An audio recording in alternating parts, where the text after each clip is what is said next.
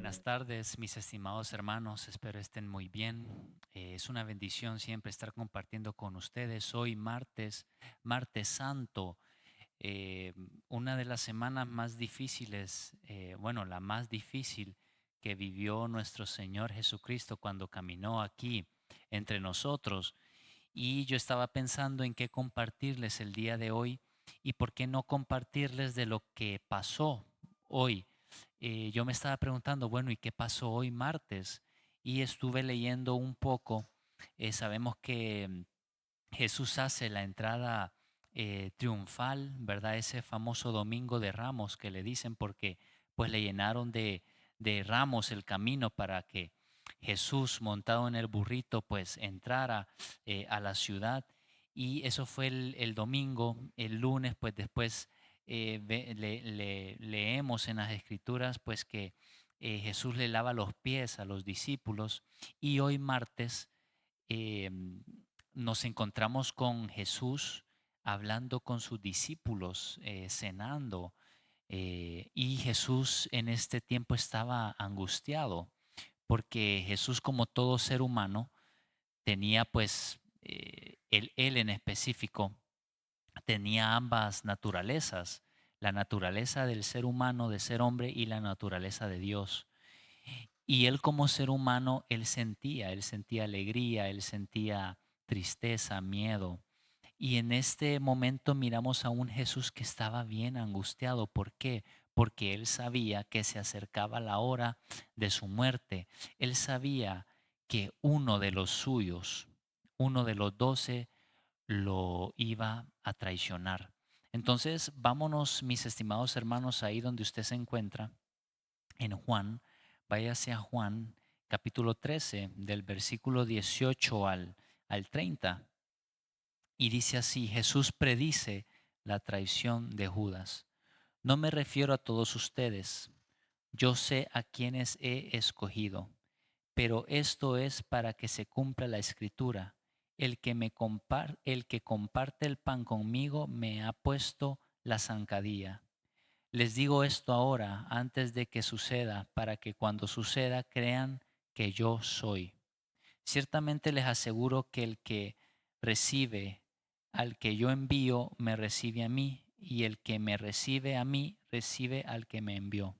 Dicho esto, Jesús se angustió profundamente y declaró: ciertamente les aseguro que uno de ustedes me va a traicionar. Entonces imagínense a un Jesús angustiado porque uno de los suyos lo va a traicionar. Y aparte de angustiado, yo me imagino a un Jesús el día de hoy triste. ¿Por qué? Porque él amaba a sus discípulos. Eran amigos, estaban en el ministerio todos juntos y él los amaba a todos. Y estaba angustiado porque alguien cercano a ese círculo interno que ellos tenían lo iba a traicionar. Dice el versículo 22, los discípulos se miraban unos a otros sin saber a cuál de ellos se refería. Uno de ellos, el discípulo a quien Jesús amaba, estaba a su lado. Simón Pedro le hizo señas a ese discípulo y le dijo: pregúntale a quién se refiere. Señor, ¿quién es?, preguntó él, reclinándose sobre Jesús. Aquel a quien yo le dé este pedazo de pan que voy a mojar en el plato, le contestó Jesús. Acto seguido mojó el pedazo de pan y se lo dio a Judas Iscariote, hijo de Simón. Tan pronto como Judas tomó el pan, Satanás entró en él. Lo que vas a hacer, hazlo pronto, le dijo Jesús. Ninguno de los que estaban a la mesa entendió por qué le dijo eso Jesús. Como Judas era el encargado del dinero, algunos pensaron que Jesús le estaba diciendo que comprara lo necesario para la fiesta o que diera algo a los pobres. En cuanto a Judas, tomó el pan, salió de ahí. Ya era de noche.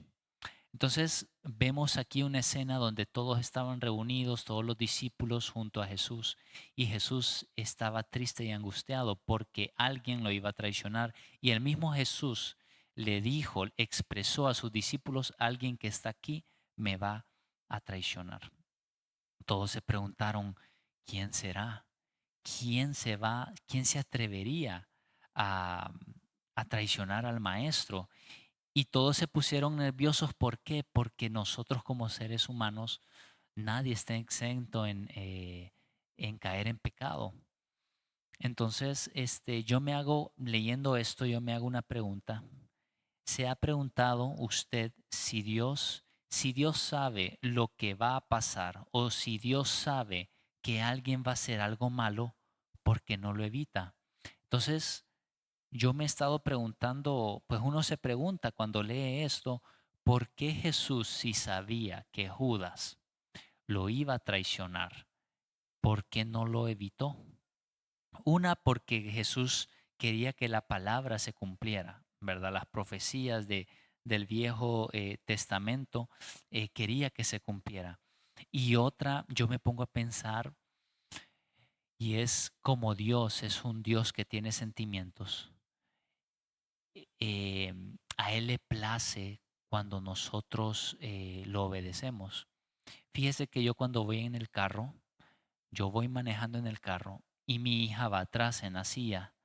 Y usted sabe que los niños, mi hija tiene 3 años y los niños le gusta mucho jugar con el vidrio. Aprietan el botón, baja el vidrio, después jalan el botón, sube el vidrio y están en ese jueguito. Y claro, uno como dueño del carro, uno no le agrada eso porque el vidrio se puede gastar, se puede arruinar la maquinaria. Y uno, si usted tiene carro, usted sabe de que en los mandos que hay en la puerta, uno puede bloquear los vidrios. O sea que si yo aprieto un botón, ningún vidrio puede abrirse o cerrarse, aunque le aprieten el botón de atrás. Entonces, con mi hija, cuando ella empieza a jugar con ese vidrio, yo le digo a ella, Alicia, ya paremos, ya no jugues más. Yo tengo la opción de apretar ese botón y que ella, aunque trate, no pueda bajar y subir ese vidrio. Pero fíjese que como papá, yo lo dejo, yo no aprieto el botón. ¿Por qué? Porque yo como papá quiero ver si ella me obedece. Y si me obedece, uno se siente bien como padre. Uno se siente orgulloso, uno se siente realizado que su hijo le haga caso. Y aunque yo sepa, imagínese, y usted como si es padre se ha de identificar mucho, yo sé que ella no va a hacer caso. Yo estoy todas las veces casi seguro, casi 100% seguro que ella no me va a hacer caso. Pero hay una pizca ahí de esperanza que sí me va a hacer caso y por eso yo no bloqueo los vidrios. Y yo me imagino que el Señor, que Dios es así con uno. Y eso me trae a mi punto número uno, que Dios nunca se rinde con uno.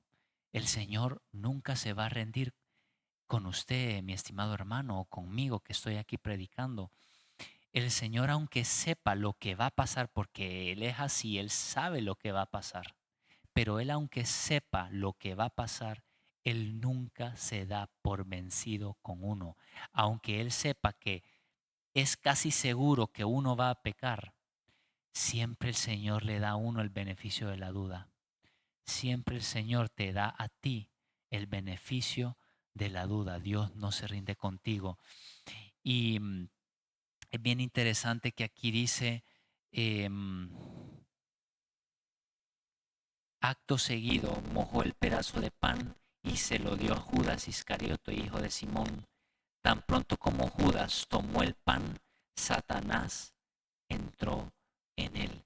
Entonces yo me imagino qué hubiese pasado si Judas, o sea, Jesús le estaba dando el pan.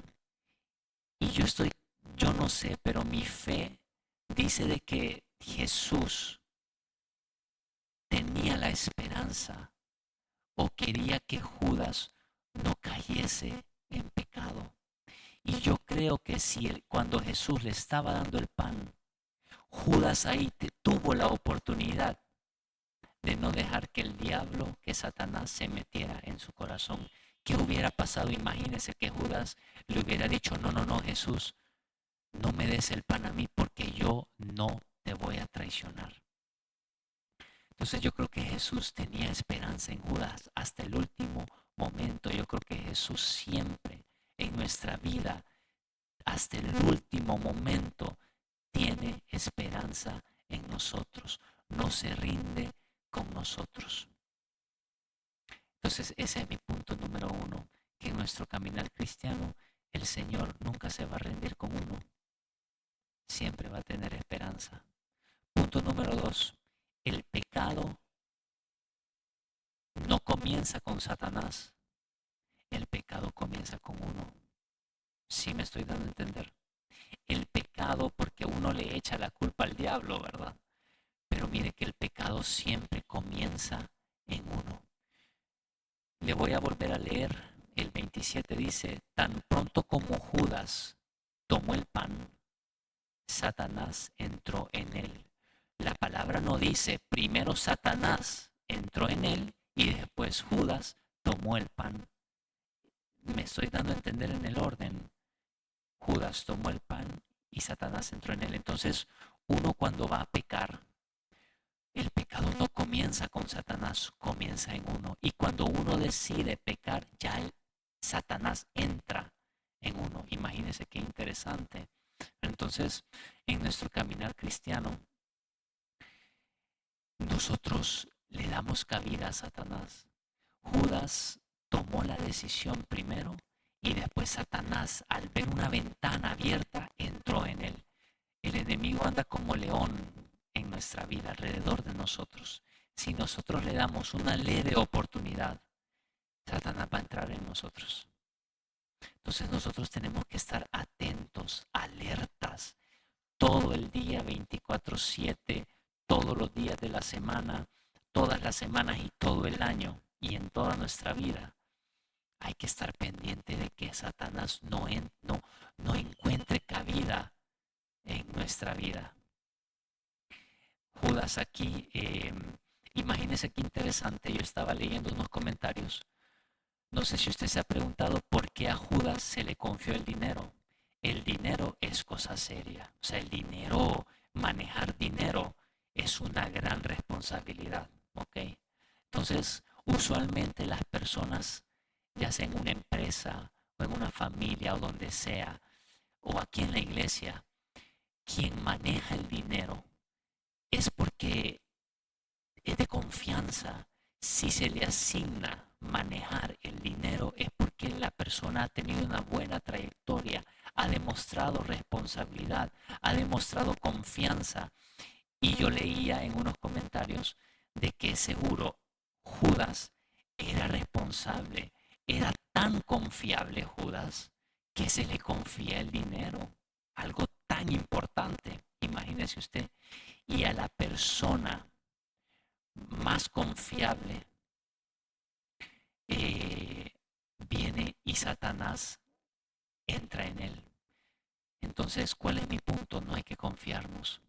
Una persona puede ser la más confiable, la más responsable, la más honrada, pero siempre el Satanás está pendiente de uno y si uno deja un espacio, eh, Satanás puede entrar en uno así como entró aquí en Judas. Entonces, es interesante cómo se van desarrollando las cosas y lo que nosotros podemos aprender en estos escritos. Este, mi punto número 3 es, el Señor cada vez que nosotros le fallamos cae en angustia. Mire, cada vez que nosotros pecamos, cada vez que nosotros planeamos pecar, cada vez que nosotros cometemos una falta o o tropezamos en el camino, eh, hermano, Dios se angustia. Y en este tiempo, aparte de la muerte que iba a sufrir Jesús, Jesús se angustiaba porque uno de los suyos lo iba a traicionar, iba a caer y Satanás iba a entrar en él. Entonces, Jesús se angustia cada vez que usted y yo tropezamos. El día de mañana, antes de pecar, antes de tomar malas decisiones, antes de darnos a Satanás y caer, no sé, en la bebida, en lujurias, en drogas, en mentiras, en chisme, en depresión, en, en todos estos pecados, tengamos en mente que hay un Jesús que se angustia por uno y que siempre Él tiene esperanza hasta el último momento.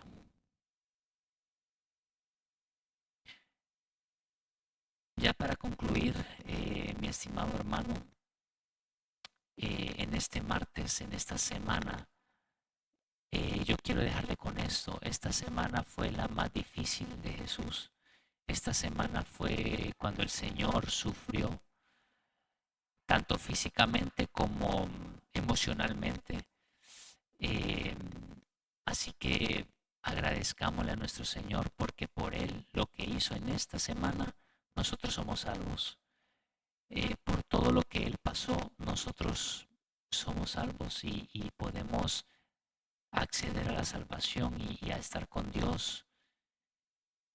No nos costó nada a nosotros, todo el precio lo pagó Jesús. Entonces, en esta semana, démosle gracias, tomemos un tiempo y démosle gracias por eso al Señor. Eh, y en esta semana, pues, estemos pensando en Él, estemos meditando y celebrando también, porque por Él es que nosotros somos salvos. El día viernes, en la crucifixión, la muerte de Jesús es un día triste, pero el domingo es un día de regocijo y de celebración. Entonces, acompáñenme ahí en oración, mi estimado hermano, vamos a orar y acuérdese de estos principios. El Señor nunca se rinde con uno. Nosotros siempre tenemos la oportunidad de decirle no al pecado. El pecado comienza con uno, no en Satanás. Y si le dejamos espacio a Satanás, él va a entrar fácil. Entonces estemos alerta, mi estimado hermano. Judas por alguna razón no estuvo alerta, no estuvo enfocado y Satanás entró en él. Entonces cerremos este tiempo orando. Entonces ahí acompáñeme. Padre, gracias Señor por este día que nos has dado. Gracias porque por todo lo que tú hiciste, Señor. Un día, una semana como esta, Señor, en el pasado. Gracias porque tú moriste por nosotros, Señor, y gracias porque somos salvos, Señor. Ayúdanos, Padre, a no dejar que Satanás se meta en nosotros. Gracias, Señor, porque tú nunca te rindes con nosotros y siempre nos das la oportunidad, Señor, de tomar las mejores decisiones, Padre. Todo eso te lo pedimos en el nombre de Jesús. Amén. Mis estimados hermanos, gracias por este tiempo. Eh, Le deseo bendiciones a usted, a su hogar y pues que el resto de la semana sea de mucho bendición, de búsqueda y también de descanso. Entonces le deseo lo mejor, que el Espíritu Santo esté en sus hogares y que Dios les bendiga.